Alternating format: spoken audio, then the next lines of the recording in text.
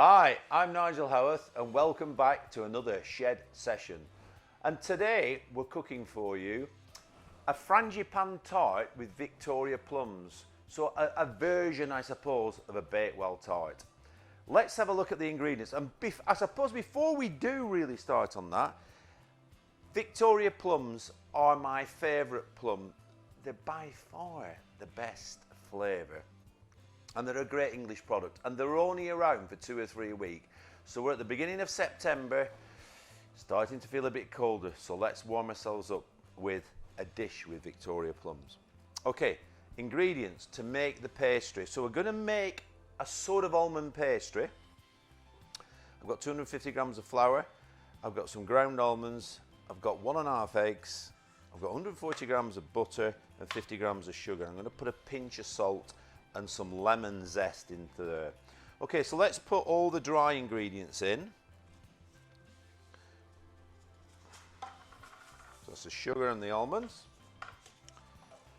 Okay, and then I've just diced the butter, and it's important to remember, but the butter needs to be at room temperature. So mix all those ingredients up, and then if you think about when you make a crumble, you're not a million miles away. So break the butter in, and again, if it's hard, the butter, you're going to be there a long time. If it's too soft, you'll end up spoiling your pastry. So let's get down there and crumble it. Okay, good exercise for first thing in the morning. You don't need to be doing all that Joe Wicks stuff. Just get on down with a bit of pastry and mix it up. There you go.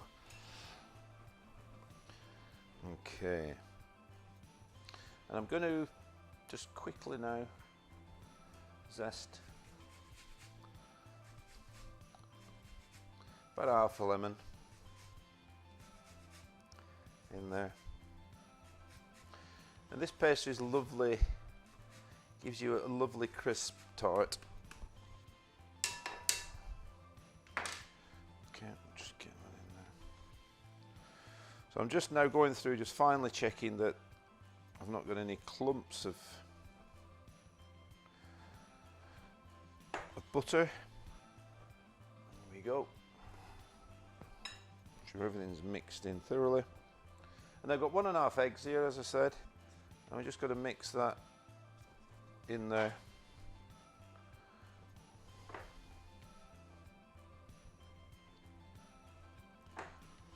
Ooh, don't forget my pinch of salt. I just like a little pinch of salt in there.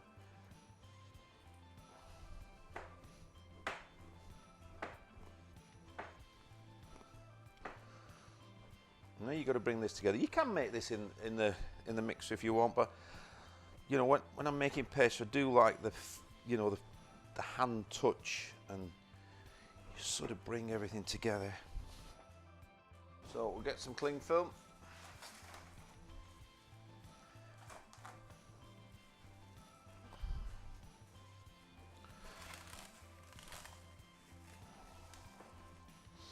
Get the pastry.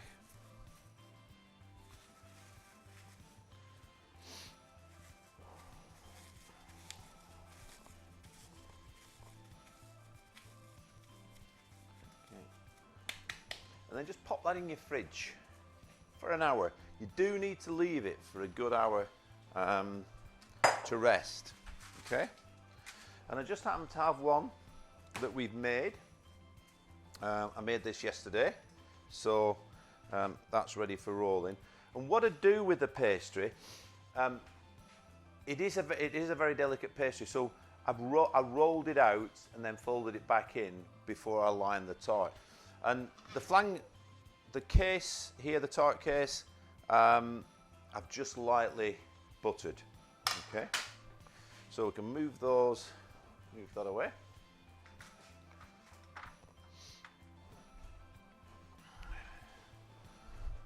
Yep. And then slightly dust with flour. And again, temperature, I hope I've let this just temperature up enough, because that's pretty crucial when you're dealing with a really delicate product. And I know I'm labouring that a little bit today, but it is important to make sure that your pastry is not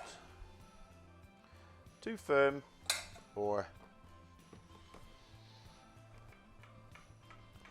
too soft. Okay, so let's have a go. I'll just roll that round.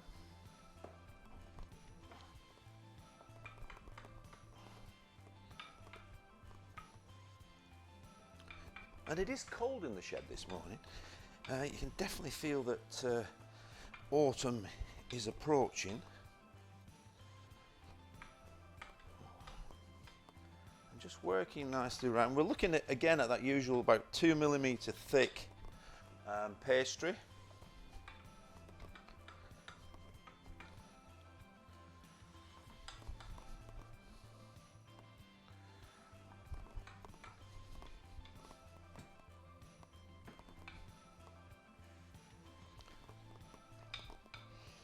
Just being careful that I don't work too hard and that the pastry is just nicely, so it doesn't tear. The last thing you want is a torn pastry. So,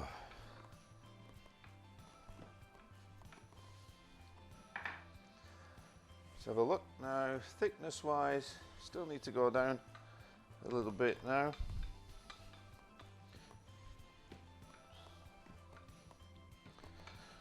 And it's certainly better being that little bit colder than being too warm, because once it, you see, that's one of the things with doing pastry in the summertime.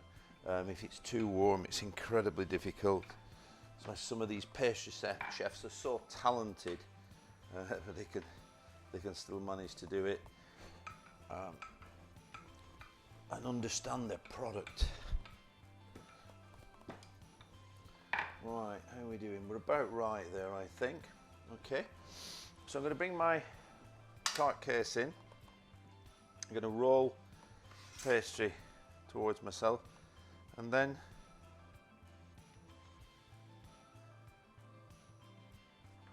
drop it over.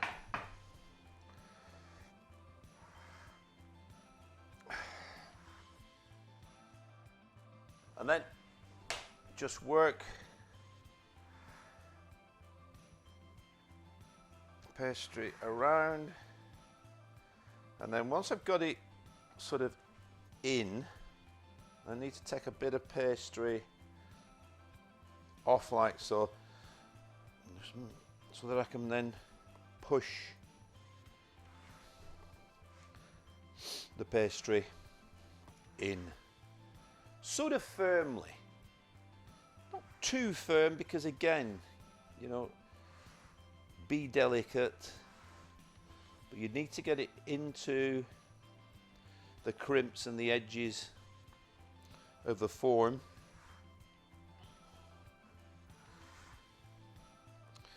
And then what I do is just push it a little bit in,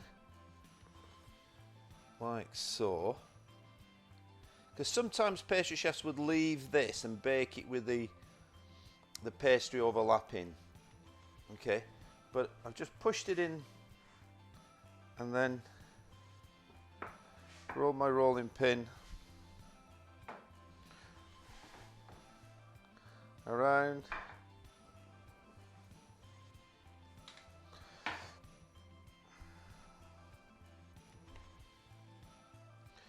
And by pushing it in, can you see, then I can push it back out now. And I've got a little bit of excess pastry, so if it drops a little bit, it's not going to drop below the line. You see that? So I'm pushing it up now. Okay. And there we've got our pastry case line. Now hopefully I'll have a fork in here. And I just want to fork before I put anything else in. So we're going to put a cartouche in there, which is baking parchment and some baking beans. Got a mixture of baking beans and some proper beans actually. I never seem to have enough of the baking beans. Okay, I think that's fine. That feels good. Okay, so pop that away and we can use that again. Okay, here we go.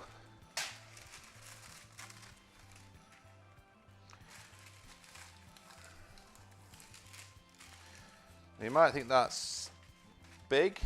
It is a little bit bigger than needed, but it's fine. It's better that way than too small. So when I'm taking the baking beans out, I can grab hold of this and just pull it straight out. And what you need to do is make sure that the beans are pushed up against your edges is the important thing. Obviously, so that keeps the pastry up. Okay, so there we go. Okay, right, what I'm going to do with this now, I have a preset oven of 180, so I'm going to cook this for 20 minutes at 180 degrees. Okay, so that's what we call baking blind, and obviously you can see why that is. So we're going to pop that into the oven. There we go. And we'll set the timer, in fact, 20 minutes. Next step is to make the frangipane. We've got 250 grams of ground almonds, we've got 250 grams of butter. We've got 100 grams of sugar, and we've got 4 whole eggs.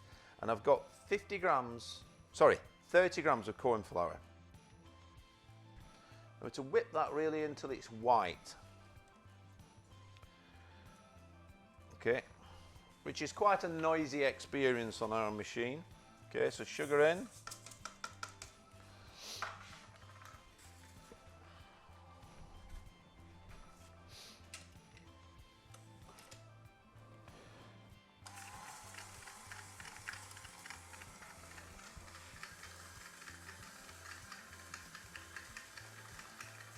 And while that's mixing, we'll take a short break.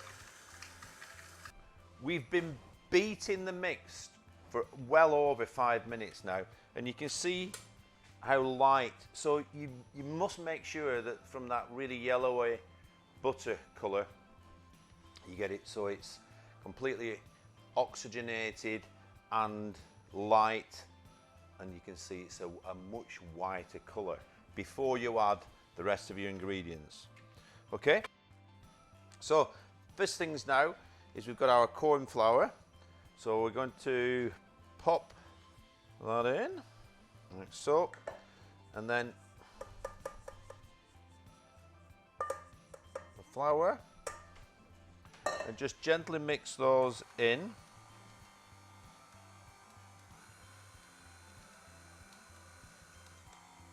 Like so. And then one by one, we've got our 4 eggs.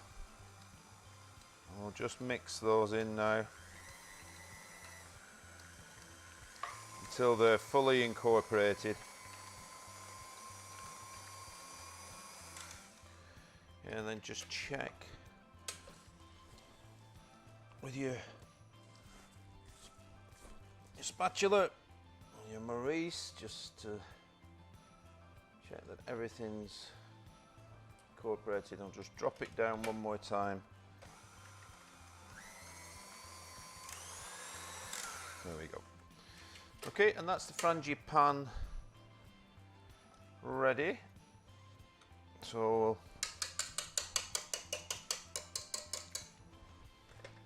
take that out. Okay. And we can get rid of those. Pop those over there. And our tart now is ready to come out of the oven. So it's been in 20 minutes.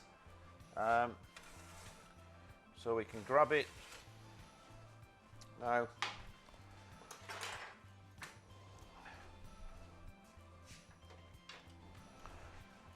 Okay. And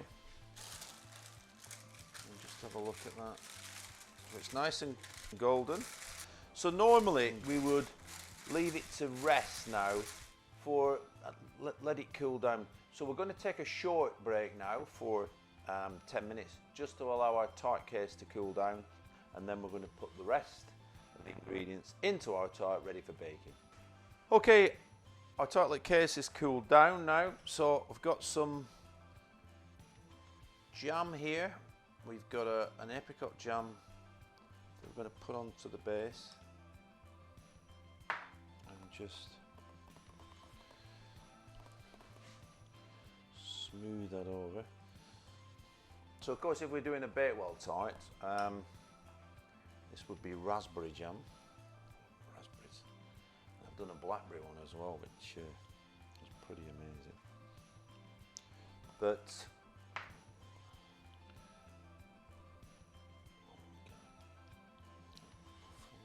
there, and just push it into the corners.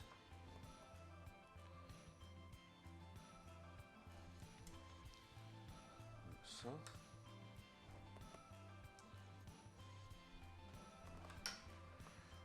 And then we've got our Victoria plums. I'm just going to scatter them. Just cut them roughly. Like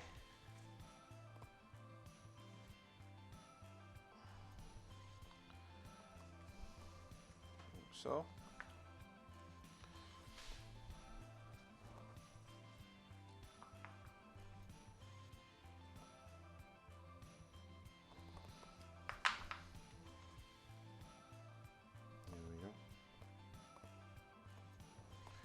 Okay, and now put our frangipane on top.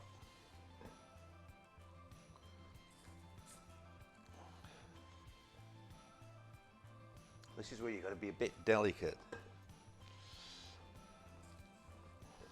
And you can see again why you need to make sure that your frangipane is right, is whipped up so it's light enough for you to get the mix spread.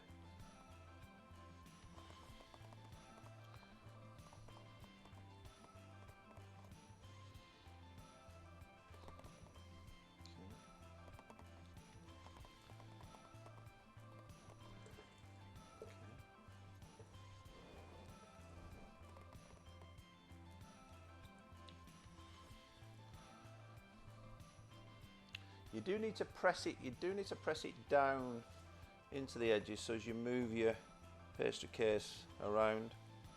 I'm just going to finish off now, just pressing and making sure that I've got my frangipane as smooth as I can to the edges. I don't want it to come over those edges. Okay, and just tidy them up with a palette knife. And then finally, I'm going to pop some flaked almonds on the top and bake in the oven for about 40 minutes on 180.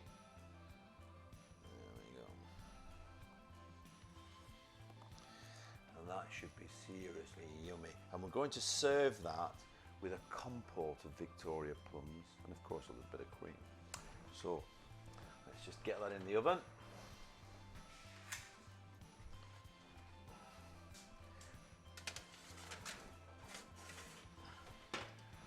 I'll set the timer. I'll pop it on 40 minutes. We can quickly get the Plum Compote made.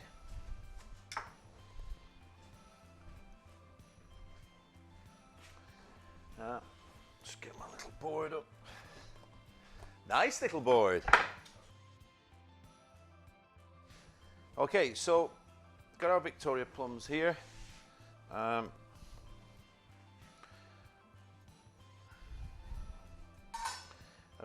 got 200 ml of orange juice, and I've got 50 grams of sugar.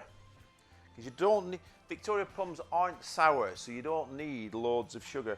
And I'm going to put juice of half a lemon in there. Okay. So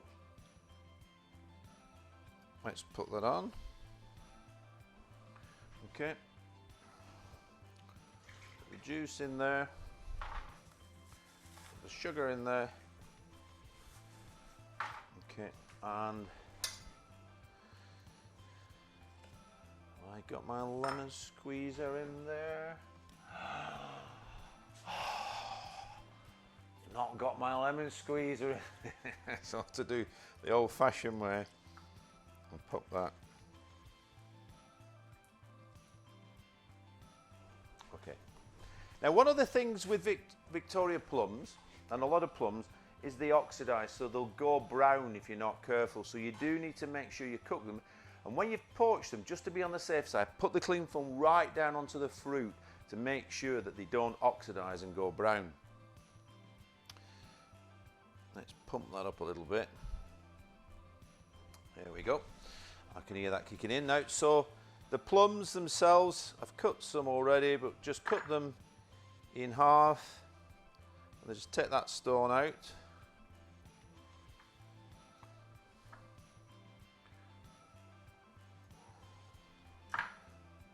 So just twist.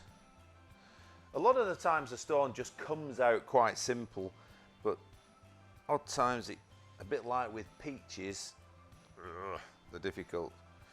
So you just got to do your best. I'll take, and I should help me with that one.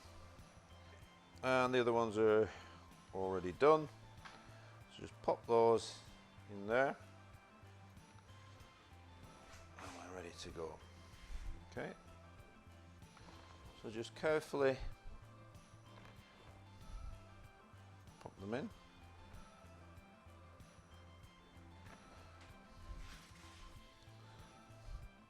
And we'll just poach them.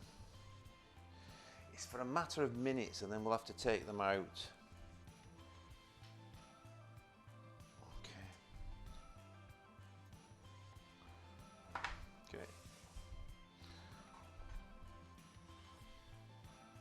Now the liquids come up to the boil. Turn them down to number 6 there, and I'm just going, as they're just coming up to the boil there now, I'm just going to pop the lid onto them.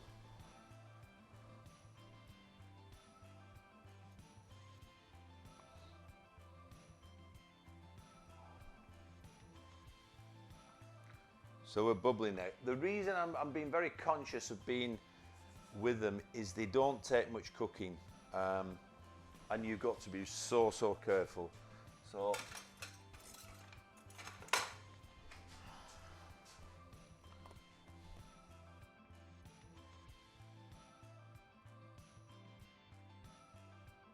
right, okay, so I'm going to pop the plums carefully into my bowl here.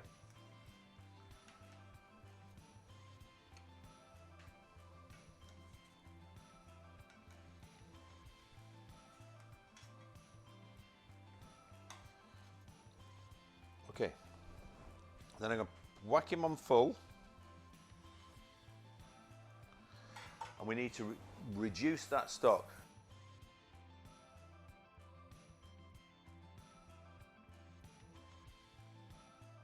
But just having a look at it now, I need to see that the syrup's thick, because that's going to give so much flavour as well back into our plums. Let's have a little look at that. Yeah, that looks good. So I'm going to pop that over the plums now, and you can see how wonderful that syrup is, and that will just infuse now. We'll let those go cool and go cold, and then serve them with our tart. So we'll be back in a minute. It's been in 40 minutes now, so I'm just going to check the top, and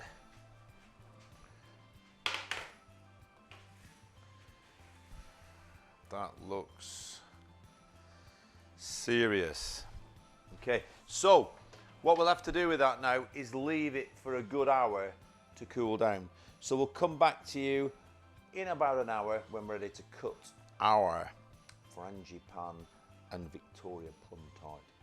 I've taken the tart out of the ring, and it's just sat on its base, and as you can see, it's looking pretty good, but the proof is always in the pudding when you're doing things like this. So I've whipped a little bit of cream up, and I've got my plums there.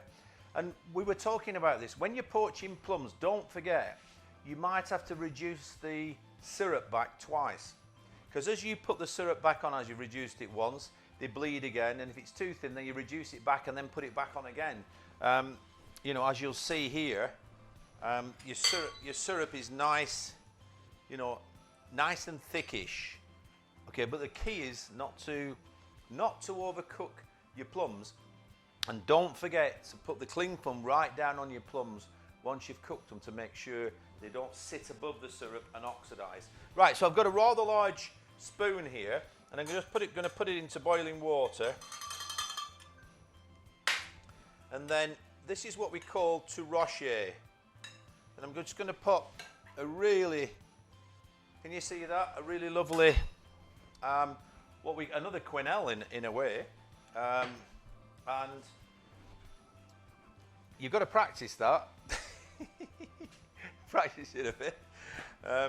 Now, what I've got to work out is where I think I'm going to cut the tart first before I put the plums on, because that makes a bit of sense. So I've got my knife here. So I'm going to try and cut the tart carefully from one end to the other, so I can get a good slice. And because I'm doing it for you guys, I need to make sure that it's nice, it's neat, and above all else,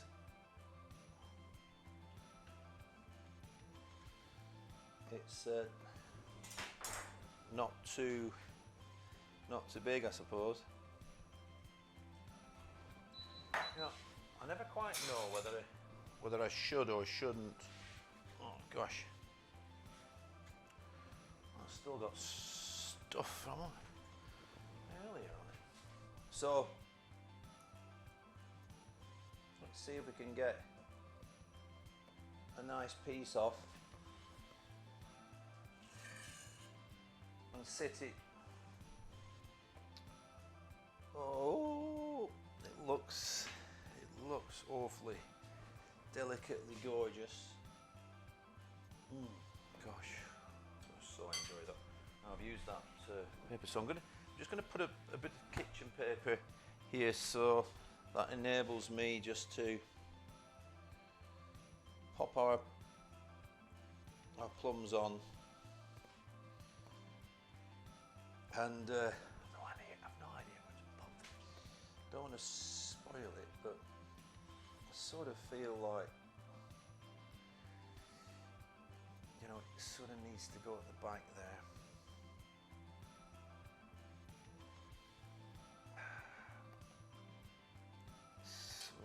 And then